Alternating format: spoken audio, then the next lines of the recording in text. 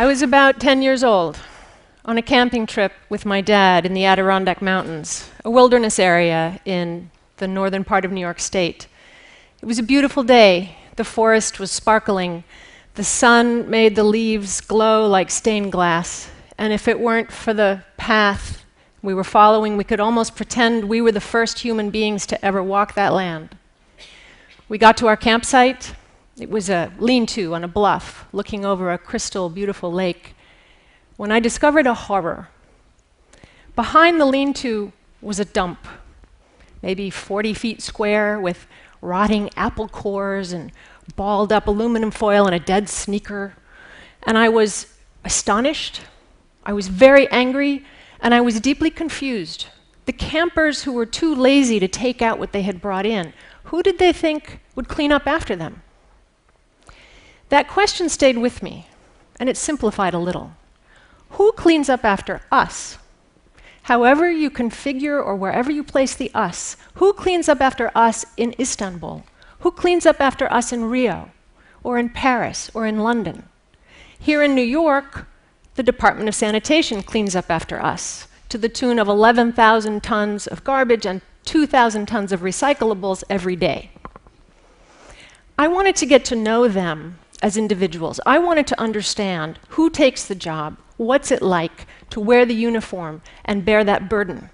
So I started a research project with them.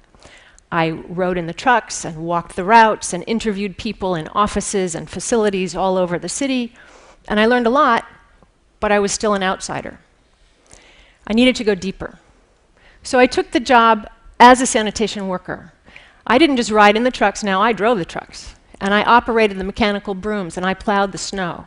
It was a remarkable privilege and an amazing education. Everyone asks about the smell. It's there, but it's not as prevalent as you think. And on days when it is really bad, you get used to it rather quickly. The weight takes a long time to get used to. I knew people who were several years on the job whose bodies were still adjusting to the burden of bearing on your body tons of trash every week. Then there's the danger. According to the Bureau of Labor Statistics, sanitation work is one of the 10 most dangerous occupations in the country. And I learned why. You're in and out of traffic all day, and it's zooming around you. It just wants to get past you. So it's often the motorist is not paying attention. That's really bad for the worker. And then the garbage itself is full of hazards that often fly back out of the truck and do terrible harm. I also learned about the relentlessness of trash. When you step off the curb and you see a city from behind a truck, you come to understand that trash is like a force of nature unto itself. It never stops coming. It's also like a form of respiration or circulation. It must always be in motion. And then there's the stigma. You put on the uniform, and you become invisible until someone is upset with you for whatever reason, like you've blocked traffic with your truck, or you're taking a break too close to their home, or you're drinking coffee in their diner, and they will come and scorn you and tell you that they don't want you anywhere near them. I find the stigma especially ironic because I strongly believe that sanitation workers are the most important labor force on the streets of the city for 3 reasons. They are the first guardians of public health.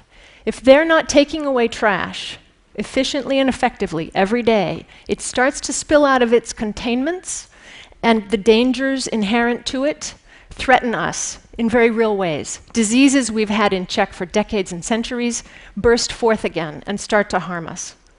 The economy needs them.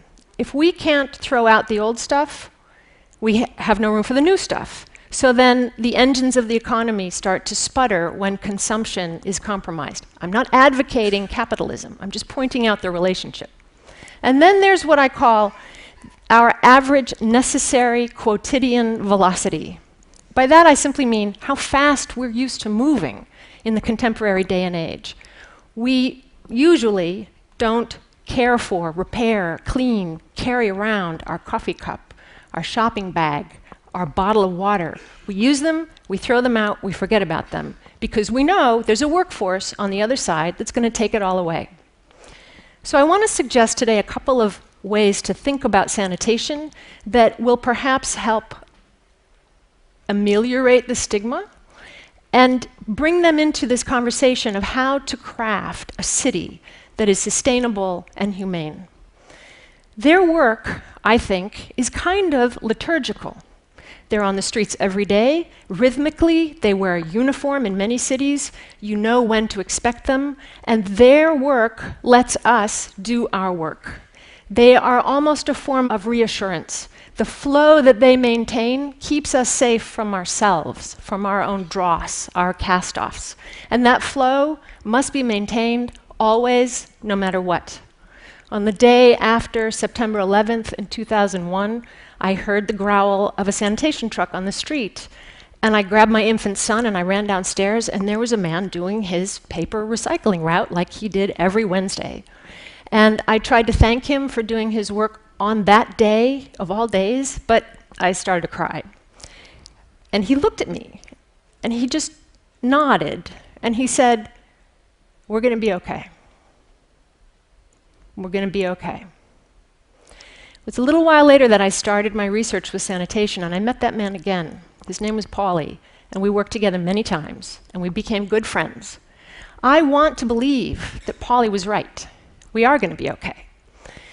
But in our effort to reconfigure how we as a species exist on this planet, we must include and take account of all the costs, including the very real human cost of the labor. And we also would be well informed to reach out to the people who do that work and get their expertise on how do we think about, how do we create systems around sustainability that perhaps takes us from curbside recycling, which is a remarkable success across 40 years across the United States and countries around the world, and lift us up to a broader horizon where we're looking at other forms of waste that could be lessened from manufacturing and industrial sources. Municipal waste, what we think of when we talk about garbage, accounts for 3% of the nation's waste stream. It's a remarkable statistic. So, in the flow of your days, in the flow of your lives, next time you see someone whose job is to clean up after you, take a moment to acknowledge them. Take a moment to say thank you.